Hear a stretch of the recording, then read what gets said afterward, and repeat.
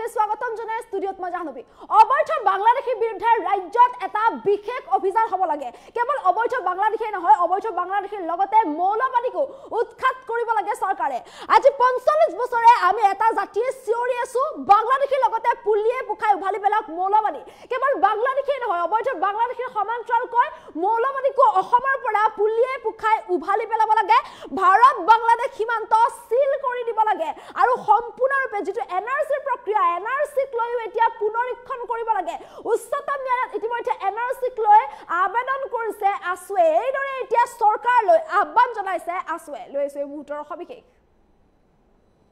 আজি 45 বছৰে আমি এটা জাতিয়ে চিঞৰি আছো আজি 45 বছৰে আমি এটা জাতিয়ে বিদেশী বহিষ্কাৰক লৈ চিঞৰি আছো পুলিয়ে পুখাই উভালি পেলাক মৌলবাদী কেৱল অবৈধ বাংলাদেশী নহয় অবৈধ বাংলাদেশীৰ লগতে মৌলবাদীকো পুলিয়ে পুখাই উভালি পেলাব লাগে বাংলাদেশীৰ বিৰুদ্ধে হ'ব লাগে ব্যাপক অভিযান এটা বিশেষ অভিযান হ'ব লাগে চৰকাৰলৈ আহ্বান জনাইছে আসুৱে আৰু এইদৰে বাংলাদেশীৰ বিৰুদ্ধে অভিযানৰ বাবে চৰকাৰলৈ বিশেষ আহ্বান জনাইছে আসুৱে বিদেশী নাগৰিকৰ বহিষ্কাৰৰ প্ৰক্ৰিয়াটো বহুত পলম হ'ল চৰকাৰে এতিয়া যে বিদেশী নাগৰিক বহিষ্কাৰ প্ৰক্ৰিয়া চলাই আছে এই প্ৰক্ৰিয়াটো বহু পলম হ'ল কিন্তু কোনো কথা নাই পলম হ'লেও কিন্তু এতিয়াও আধাতে যাতে বন্ধ নহয় তাৰ প্ৰতি চৰকাৰে লক্ষ্য ৰাখিব লাগে চৰকাৰে নিৰন্তৰভাৱে এই অভিযান আগুৱাই নিব লাগে অবৈধ বাংলাদেশী আৰু মৌলবাদীৰ বিৰুদ্ধে এটা বিশেষ অভিযান চলাব লাগে কেৱল অবৈধ বাংলাদেশী নহয় অবৈধ বাংলাদেশীৰ লগতে চৰকাৰে উৎখাত কৰিব লাগে মৌলবাদী অসম আন্দোলনৰ সময়ত মৌলবাদী নাছিল যিকোনো ভয়ংকৰ ঘটনা হোৱাৰ আগতে চৰকাৰে মৌলবাদীক সম্পূৰ্ণৰূপে শেষ কৰি দিয়ক এইদৰে এতিয়া আসুৱে আহ্বান জনাইছে মৌলবাদীৰ জৰিয়তে জম্মু কাশ্মীৰৰ দৰে ঘটনা ঘটিব পাৰে অসমত তেনে ঘটনা যাতে নঘটে তাৰ বাবে মৌলবাদীক পুলিয়ে পুখাই উৎখাত কৰক চৰকাৰে গতিকে ঘটনা এটা হ'বৰ কাৰণে চৰকাৰ যেন ৰৈ নাথাকে তাৰ বাবে আহ্বান জনাইছে ভাৰত বাংলাদেশ সীমান্ত সিল কৰি দিয়ক বুলিও কৈছে এতিয়া আসুৱে এনআৰসি পুনৰীক্ষণৰ বাবে উচ্চতম ন্যায়ালয়ত আবেদনো দাখিল কৰিছে আসুৱে আৰু এইদৰে অবৈধ বাংলাদেশী নাগৰিক লগতে মৌলবাদীক লৈ চৰকাৰলৈ এই আহ্বান জনাইছে এইদৰে মন্তব্য কৰিছে আসুৰ মুখ্য উপদেষ্টা সবুজল কুমাৰ ভট্টাচাৰ্যই এই সন্দৰ্ভত ডাঙৰ মন্তব্য কৰা দেখিবলৈ পোৱা গৈছে আজি 45 বছৰে আমি এটা জাতিয়ে চিঞৰি আছো যেতিয়া অসম আন্দোলন হৈছিল অসম আন্দোলনৰ সময়ছোৱাত কিন্তু অসমত মৌলবাদী নাছিল কিন্তু এতিয়া বাংলাদেশীয়ে নহয় অবৈধ বাংলাদেশীৰ লগতে অসমত মৌলবাদী আহিছে আৰু তেনে মৌলবাদীকো উৎখাত কৰিব লাগে কেৱল অবৈধ বাংলাদেশীকে যে বহিষ্কাৰ কৰিব লাগে তেনে নহয় অবৈধ বাংলাদেশীৰ লগতে মৌলবাদীকো অসমৰ পৰা নাইকিয়া কৰিব লাগে জম্মু কাশ্মীৰত যি ঘটনা সংঘটিত হ'ল অসমতো যে তেনে ঘটনা নহ'ব তাৰ কি মানে আছে কিয়নো অসমত যিহেতু মৌলবাদী আছে গতিকে এনে মৌলবাদীয়ে অসমতো এনে ঘটনা সংঘটিত কৰিব পাৰে গতিকে চৰকাৰ যাতে তেনে এটা ঘটনালৈ ৰৈ নাথাকে তাৰ বাবে চৰকাৰলৈ এই আহ্বান জনাইছে আৰু চৰকাৰে যে বিদেশী বহিষ্কাৰ প্ৰক্ৰিয়া আৰম্ভ কৰিছে এই প্ৰক্ৰিয়াক সমৰ্থন জনাইছে দল সংগঠনসমূহে লগতে আসুৱেও ইয়াক সমৰ্থন জনোৱা দেখিবলৈ পোৱা গৈছে কিয়নো ৰাজ্যজুৰি এতিয়া অবৈধ বাংলাদেশীৰ বিৰুদ্ধে চলিছে অভিযান আৰু যেহেতু মুখ্যমন্ত্ৰীগৰাকীয়ে এই সন্দৰ্ভত কঠোৰ নিৰ্দেশনা প্ৰদান কৰা দেখিবলৈ পোৱা গৈছে কোনো অবৈধ বাংলাদেশী হাৰি যাব নোৱাৰিব বুলি উল্লেখ কৰিছে তাৰপিছতে পুনৰ প্ৰতিক্ৰিয়া প্ৰকাশ কৰিছে আসুৱে আৰু উল্লেখ কৰিছে যে অবৈধ বাংলাদেশীৰ বিৰুদ্ধে অভিযান বা বিদেশী বহিষ্কাৰ বিদেশী নাগৰিকৰ বহিষ্কাৰৰ যি প্ৰক্ৰিয়া সেয়া কিছু পলম হ'ল কিন্তু পলম হ'লেও কোনো কথা নাই কেৱল এই প্ৰক্ৰিয়া আধাতে ৰৈ যাব নালাগে অবৈধ বাংলাদেশীৰ বিৰুদ্ধে যি অভিযান সেই অভিযান নিৰন্তৰভাৱে চলি যাব লাগে চৰকাৰে নিৰন্তৰভাৱে চলাই নিব লাগে ইয়াক আধাতে চৰকাৰে বন্ধ কৰিব নালাগে সম্পূৰ্ণৰূপে ৰাজ্যখনক অবৈধ বাংলাদেশীৰ পৰা লগতে মৌলবাদীৰ পৰা মুক্ত কৰিব লাগে চৰকাৰে তাৰ প্ৰতি চৰকাৰে লক্ষ্য ৰাখিব লাগে আৰু অবৈধ বাংলাদেশীৰ বিৰুদ্ধে এটা বিশেষ অভিযান চলাব লাগে যাতে অসমৰ পৰা সম্পূৰ্ণৰূপে অবৈধ বাংলাদেশীৰ লগতে মৌলবাদী সম্পূৰ্ণৰূপে নাইকিয়া হৈ পৰে ইমানেই নহয় আনকি ভাৰত বাংলাদেশ সীমান্ত সিল কৰি দিয়ক বুলি উল্লেখ কৰিছে লগতে এনআৰসি পুনৰীক্ষণৰ বাবেও দাবী জনাইছে আসুৱে কৈছে যে এনআৰসিক লৈ আসু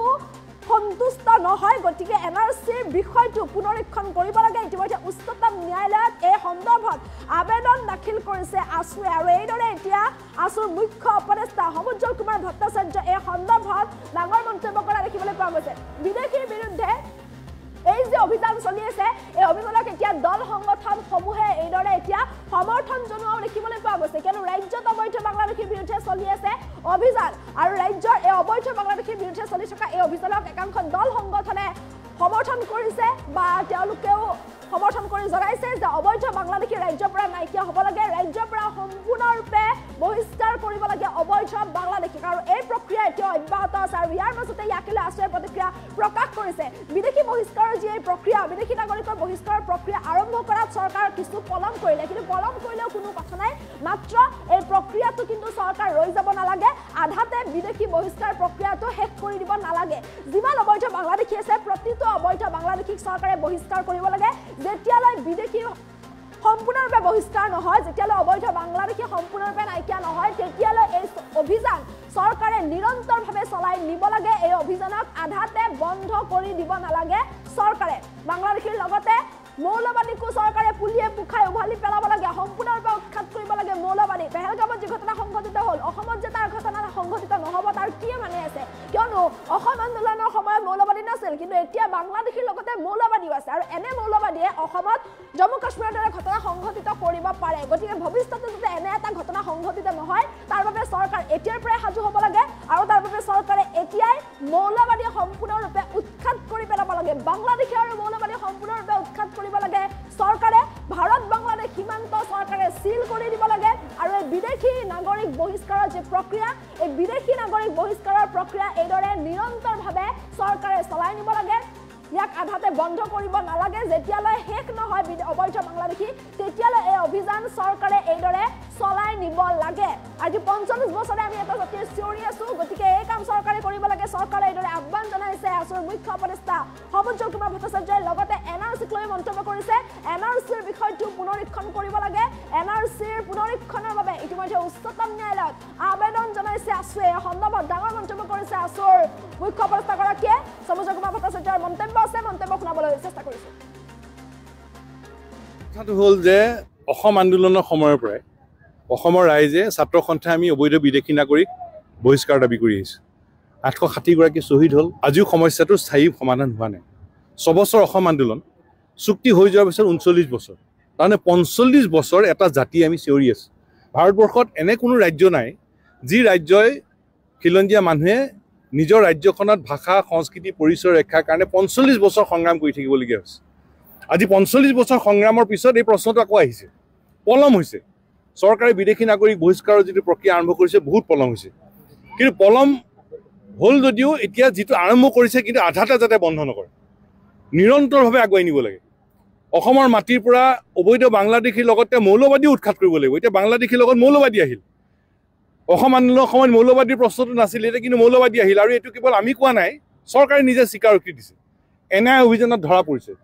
গতিকে অসমৰ মাটিত থকা অবৈধ বাংলাদেশী আৰু মৌলবাদীক পুলিয়ে পুখাই উৎখাত কৰিবৰ কাৰণে চৰকাৰে এটা বিশেষ অভিযান চলাব লাগে আজি যে অসম চৰকাৰে কৈছে যে বিদেশী চিনাক্তকৰণ কৰি বহিষ্কাৰৰ কাম আৰম্ভ কৰিছোঁ এইটো আধাতে বন্ধ কৰিব নেকি খুলুক ধুলুক হ'ব নেকি খুলুক ধুলুক হ'লে কিনে মানি নলওঁ কিন্তু আমি জাতিটোৰ সুৰক্ষাৰ কাৰণে আমি বিচাৰিছোঁ আৰু জাতিটোৰ সুৰক্ষাৰ কাৰণে অসমৰ সুৰক্ষাৰ কাৰণে অসম চৰকাৰে যিটো অভিযান আৰম্ভ কৰিছে নিৰন্তৰ চলাব লাগে ব্যাপক চলাব লাগে আৰু এটা বিশেষ অভিযান নাম দিয়ে চলাব লাগে কাৰণ আছে আমি জম্মু কাশ্মীৰৰ কথা পাতি আছোঁ জম্মু কাশ্মীৰৰ পৰা যেতিয়া ঘটনা হ'ল তেতিয়া আমি কৈছোঁ তাৰ উচিত প্ৰত্যুত্তৰ উচিত প্ৰতিশোধ ল'ব লাগে একে সময়তে ছাত্ৰ সন্থাই কৈছোঁ যে অসম আৰু উত্তৰ পূৰ্বাঞ্চলৰ ক্ষেত্ৰত কি হ'ব ভাৰত বিৰোধী কাম পাকিস্তানৰ পৰাও চলিছে বাংলাদেশৰ পৰাও চলিছে